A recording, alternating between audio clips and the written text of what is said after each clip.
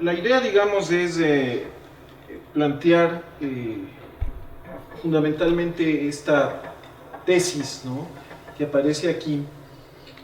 Y el caso que acabamos de ver me parece que es una prueba de lo que estoy planteando aquí, ¿no? La idea de que luego de que las constituciones fundamentalmente de Bolivia y de Ecuador, las últimas constituciones, declararon estos estados como plurinacionales e interculturales, hemos tenido,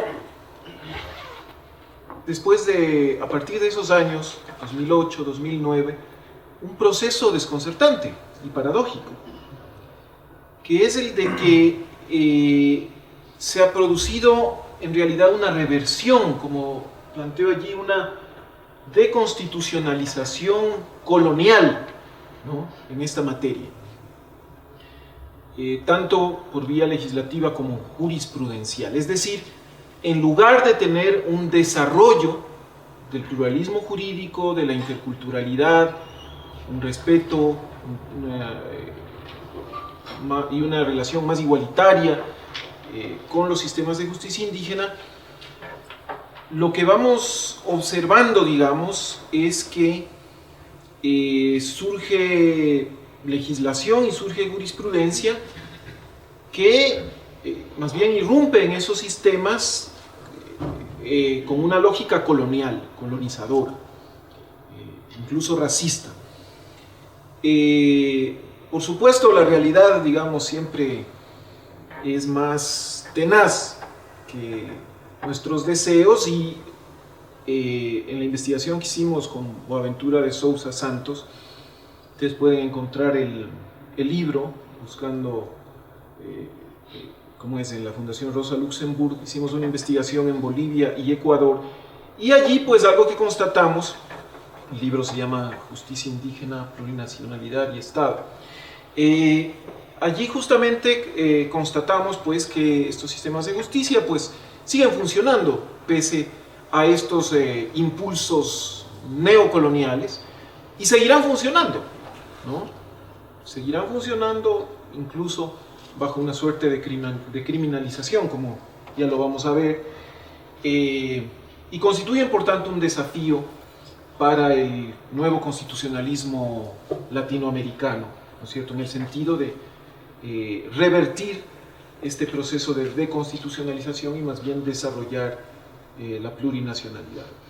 Bueno, entonces ese es el planteamiento central, un poco el esquema que vamos a seguir, algunos conceptos que luego van a aterrizar en un punto específico que quiero tratar, que es el de la coordinación entre estos sistemas de justicia indígena y la justicia ordinaria, estatal, y luego regresar a los casos de la Cocha, porque luego del caso que ustedes acaban de observar se produjo otro homicidio en la misma comunidad en el 2010, y entonces quiero contarles un poco qué es lo que pasó en ese caso.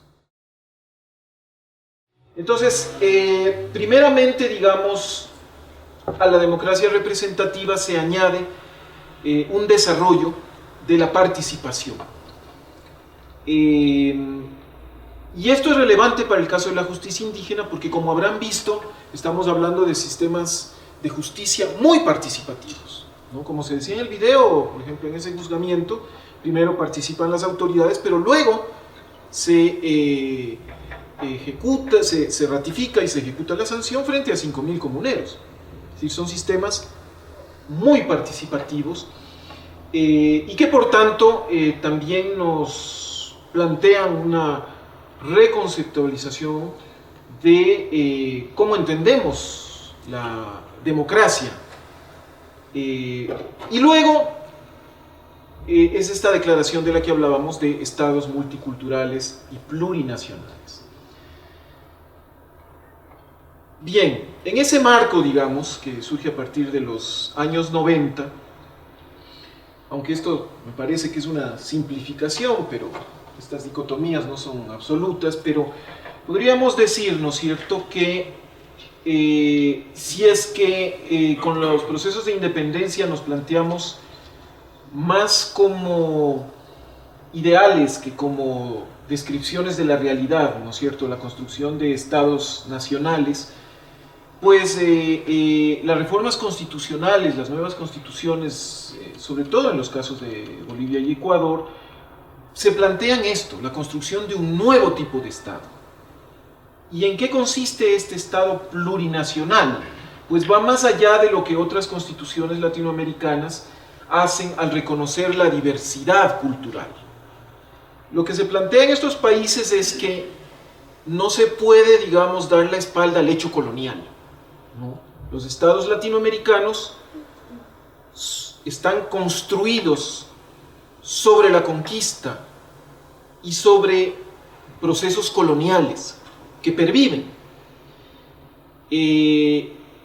Entonces son estados en cierto sentido neocoloniales, porque las diversas expresiones culturales de los pueblos indígenas no son integrados, digamos, en la forma de organización jurídica política del Estado, ¿no es cierto?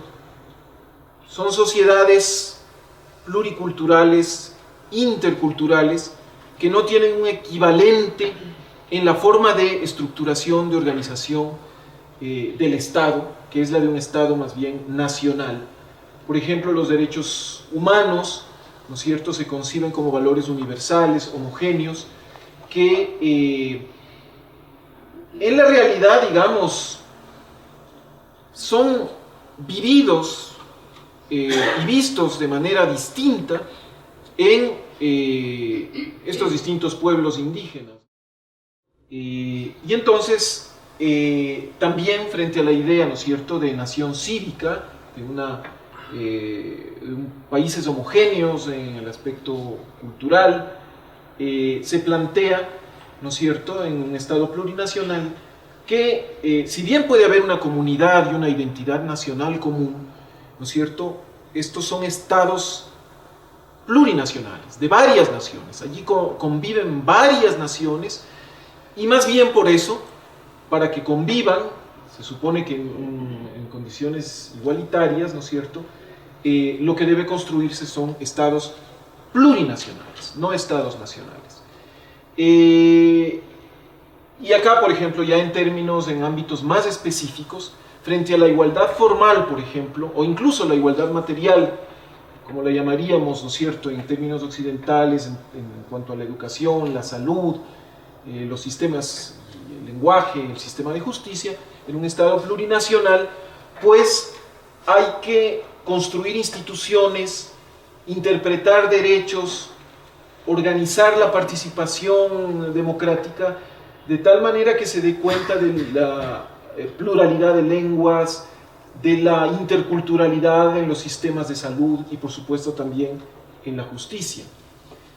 En términos de la comprensión del derecho, pues hablaríamos, ¿no es cierto?, de una visión pluralista, ¿no?, frente al monismo que corresponde al, digamos, al Estado nacional.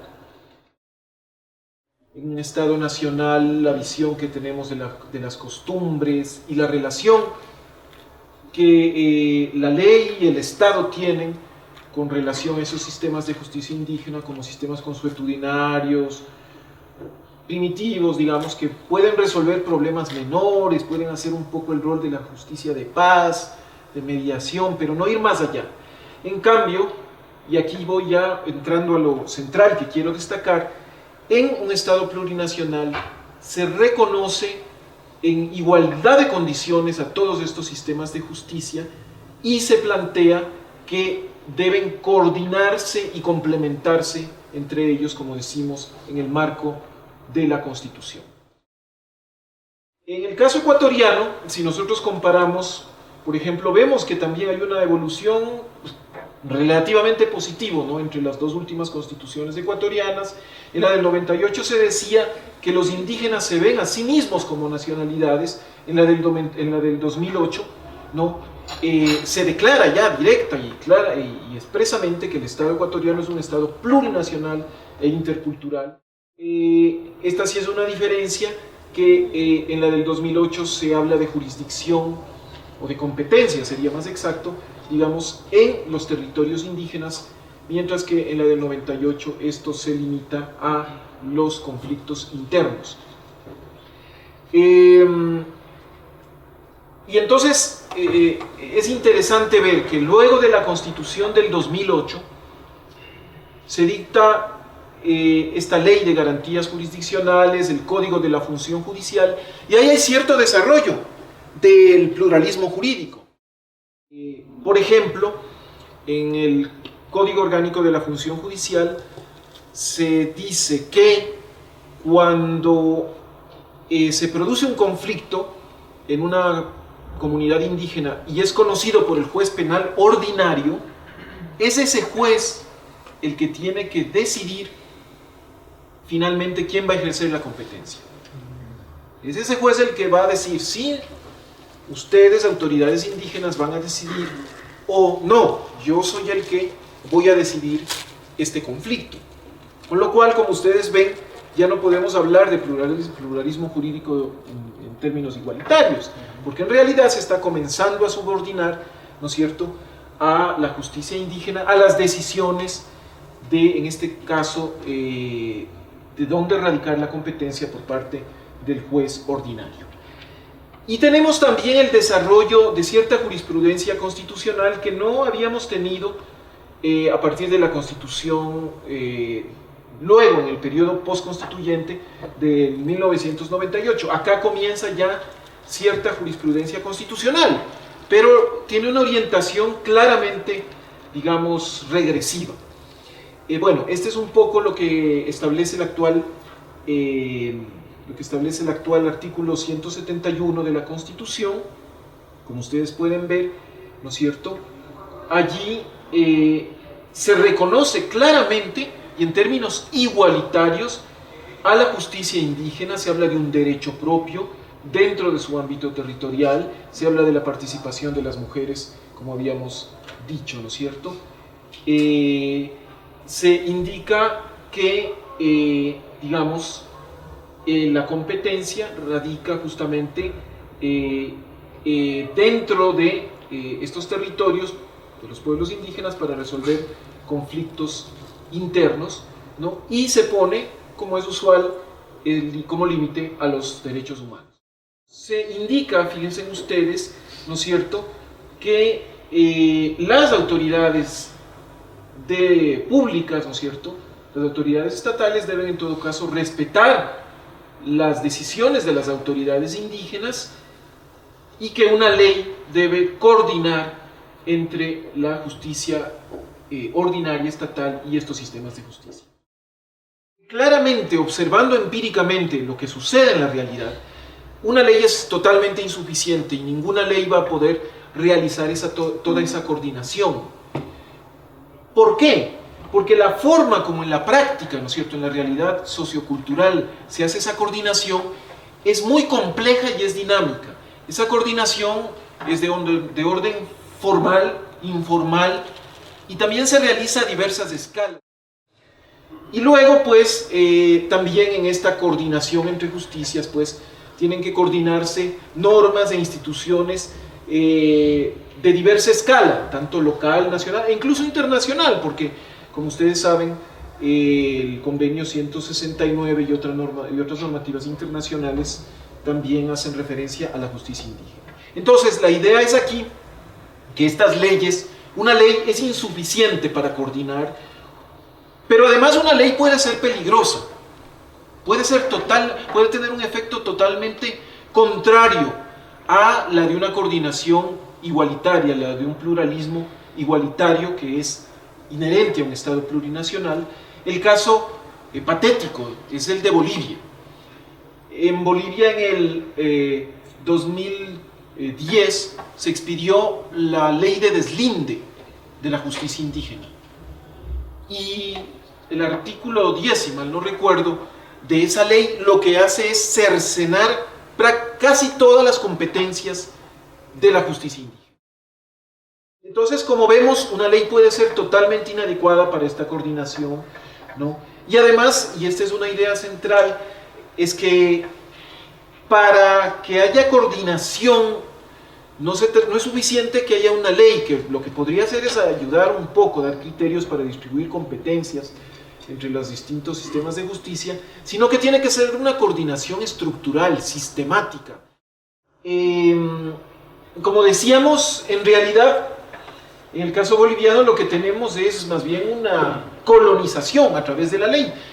Y entonces lo impresionante realmente es que esta legislación y esta jurisprudencia, digamos, neocolonial que va surgiendo, se fundamenta, apela, ¿no?, a los principios del Estado plurinacional.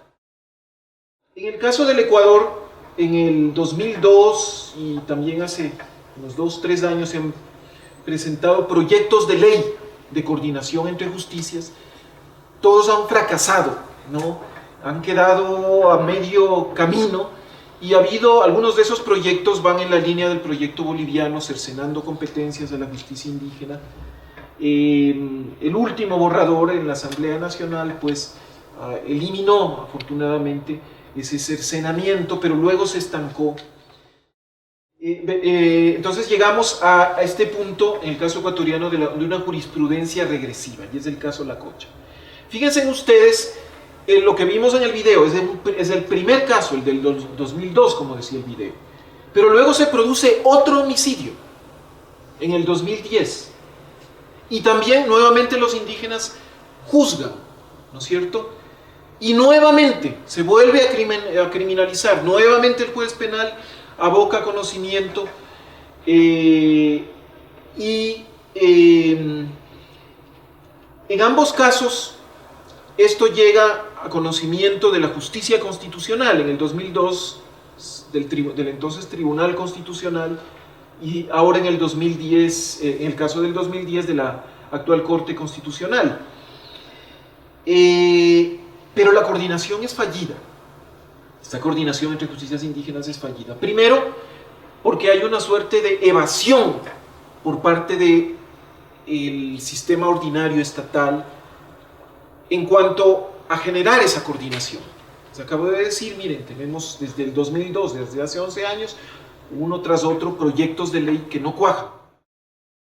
Pero luego tenemos una sentencia, voy terminando con esto, que es justamente ya una sentencia de la Corte Constitucional de este segundo caso, del segundo caso Lacocha. Y entonces esta sentencia sí, si ustedes la buscan en internet la pueden leer ustedes mismos, ¿no? Tribunal Constitucional del Ecuador, con este código. Y es interesante leerla porque es realmente desconcertante que una sentencia primero comience con toda una apología del Estado plurinacional, la interculturalidad, ¿no es cierto?, la igualdad en el pluralismo jurídico, la autonomía indígena.